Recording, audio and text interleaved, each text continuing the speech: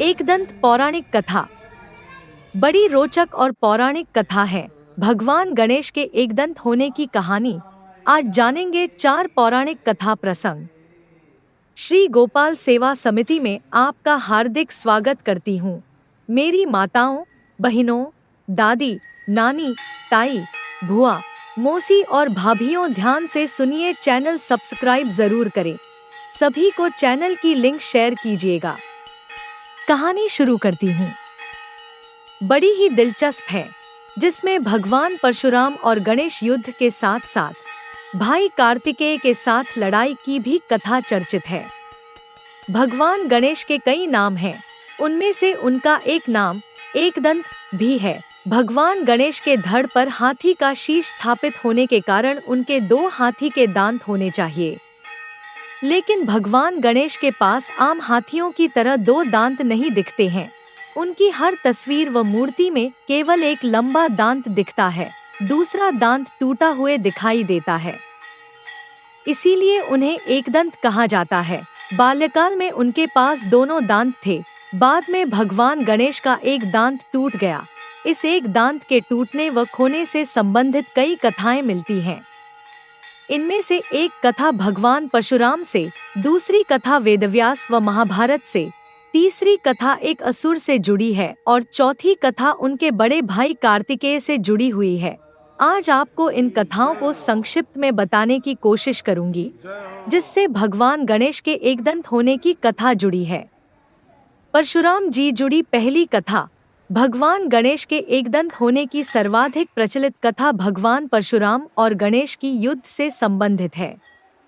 भगवान परशुराम भगवान विष्णु के ऐसे अवतार माने जाते हैं जो स्वभाव से बेहद उग्र थे। परशुराम भगवान शिव को अपना गुरु मानते थे। उन्हें भगवान शिव के द्वारा आशीर्वाद स्वरूप दिए गए फरसे के कारण उन्हें परशुराम कहा जाता था, जिसकी वजह से उनका नाम परशुराम पड़ा। कथा के अनुसार बताया जाता है कि एक बार परशुराम जी भगवान शिव से मिलने पहुंचे तो उन्हें द्वार पर ही भगवान गणेश मिले। भगवान गणेश ने परशुराम को द्वार पर ही रोकते हुए अंदर जाने से मना कर दिया। भगवान परशुराम द्वारा बार बार आग्रह करने के बावजूद भी जब भगवान गणेश ने उन्हें भगवान शिव से नहीं मिलने दिया तो परशुराम क्रोधित हो उठे और उन्होंने गणेश जी को युद्ध की चुनौती देते हुए ललकारा। भगवान गणेश ने परशुराम जी की इस चुनौती को स्वीकार किया और परशुराम जी से युद्ध करने लगे। इसी युद्ध में भगवान परशुराम ने भगवान गणेश पर फरसा चला दिया, जो भगवान गणेश की दांत पर लगा और उसी के कारण उनका एक दांत टूट गया और वे एकदंत हो गए। महाभारत से जुड़ी दूसरी कथा। भगवान गणेश के एकदंत होने की दूसरी कथा महाभारत के प्रसंग से जुड़ी बताई जाती है। इस कथा के अनुसार जब वेदव्यास ने महाभारत लिखने के लिए गणेश जी को आमंत्रित किया और मदद मांगी तो गणेश जी ने उनके सामने एक शर्त रखी, जब तक वह बोलते रहेंगे तब तक वह कथा लिखते रहेंगे।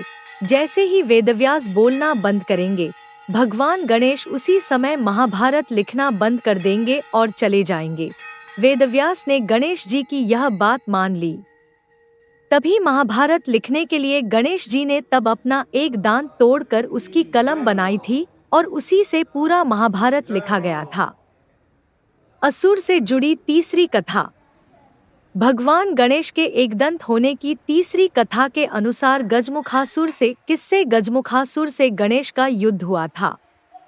कहते हैं कि गजमुखासुर नामक एक असुर ने यह आशीर्वाद प्राप्त कर लिया था कि वह किसी भी अस्त्र या शस्त्र से मारा नहीं जा सकेगा।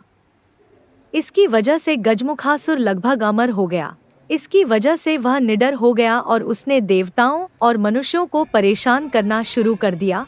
तब मनुष्यों और देवताओं को बचाने के लिए भगवान गणेश ने अपने ही दांत से गजमुखासुर का वध किया था। इस वजह से उन्हें अपना एक दांत गंवाना पड़ा था और वह एकदंत कहे गए। भाई कार्तिकेय से जुड़ी कथा।